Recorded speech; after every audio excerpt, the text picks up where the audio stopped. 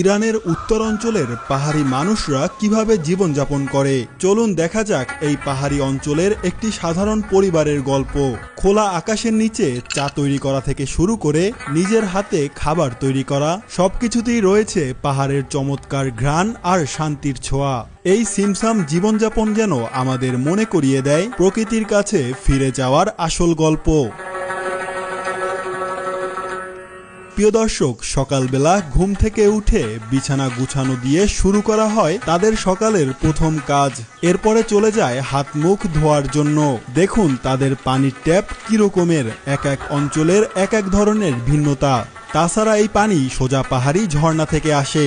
এরপরে কুয়াশায় ঘেরা সবুজ পাহাড়ি পরিবেশে এই মেয়েটি তার গবাদি পশুদের কাছে যাচ্ছে। প্রিয় দর্শক, ইরানের পাহাড়ি অঞ্চলগুলোতে যারা বাস করে তাদের জীবনযাত্রা সাধারণত সহজ সরল এবং প্রকৃতির সাথে নিবিড়ভাবে জড়িত।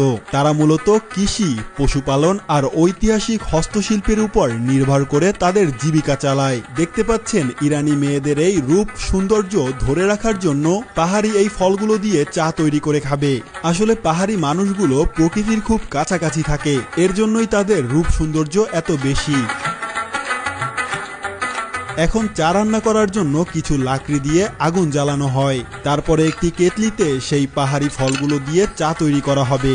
দেখুন ইরানের পাহাড়ি ঐতিহাসিক চা তৈরি হয়ে গেছে, আমাদের দেশের রং চায়ের মতো কালার আসছে।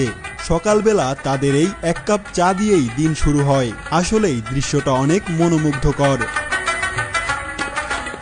প্রিয় দর্শক, এখন কিছু ড্রাই ফ্রুট দিয়ে সকালের নাস্তা তৈরি হবে। এর জন্য একটা পাথর দিয়ে ওই ড্রাই ফ্রুটগুলোকে ভালো করে পিষে নিচ্ছে।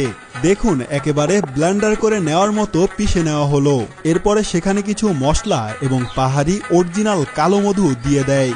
আচ্ছা, আপনি যদি হালাল পথে ঘরে বসে দৈনিক 200 থেকে 300 টাকা আয় করতে চান, তাহলে কাজকিলিক হতে পারে একটি বিশ্বস্ত ওয়েবসাইট। এখানে 20 টাকা হলেই করতে পারবেন মোবাইল রিচার্জ, আর 50 টাকা হলেই বিকাশ নগদে উইথড্র দিতে পারবেন। এখানে কাজ করতে কোনো ইনভেস্ট লাগে না। তো দেরি না করে চলে যান গুগলে আর সার্চ করুন কাজকিলিক, আর রেজিস্ট্রেশন করে ফ্রিতেই ইনকাম করা শুরু করুন। ধন্যবাদ। আর এটা রান্না করা হবে বেগুন দিয়ে, তাই বেগুনগুলোকে এভাবে কেটে একটি ফ্রাই প্যানে তেল দিয়ে হালকা একটু ভেজে নেওয়া হলো। এখন শুরু হবে আসল প্রসেস। তাদের কিছু পাহাড়ি সিক্রেট মশলা ওই বেগুনের মাঝখানে দিয়ে দেয়। দেখুন এটার কালার কিরকমের। দুইটা বেগুনের মাঝখানেই ওই মশলা দিয়ে দেওয়া হলো।